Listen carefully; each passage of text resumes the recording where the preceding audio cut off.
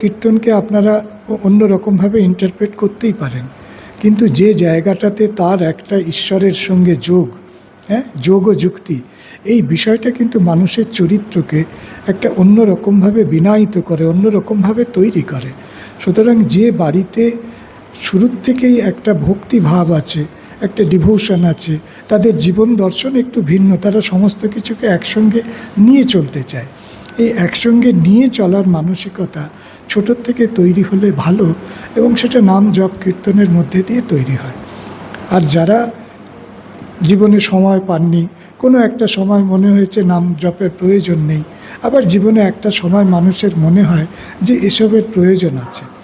নাম জপ সংকীর্তন একজন মানুষকে যে শান্তি দিতে পারে, যে প্রশান্তি দিতে পারে, যে ট্র্যাঙ্কুইলিটি দিতে পারে, সেইটা অন্য কিছু দিতে পারে না।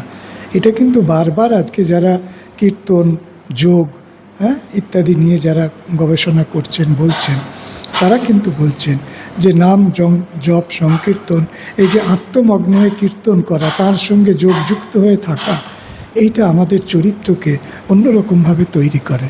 ফলে বৃদ্ধ মানুষ যার কাছে সন্তান নেই, যে সন্তানকে হারিয়েছে, সন্তান যাকে স্মরণ করে না, তিনি যদি কৃষ্ণ নাম স্মরণ করে, কালী নাম স্মরণ করে, যিশু নাম স্মরণ করে শান্তিতে থাকেন, পৃথিবীতে ক্ষতি কী?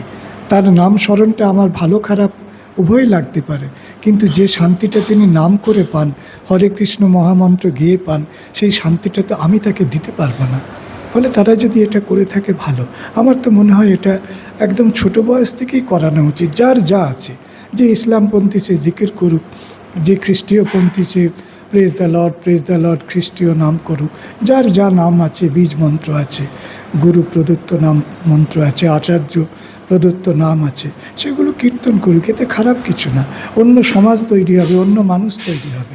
আমরা চাই এরকম একটা আধুনিক সমাজ উঠে আসুক, যারা একই সঙ্গে মনে করবে যে নাম সংকীর্তনটা আমাদের কম্পিউটার জানা, আমাদের স্পেস সায়েন্স জানার পরিপন্থী নয়।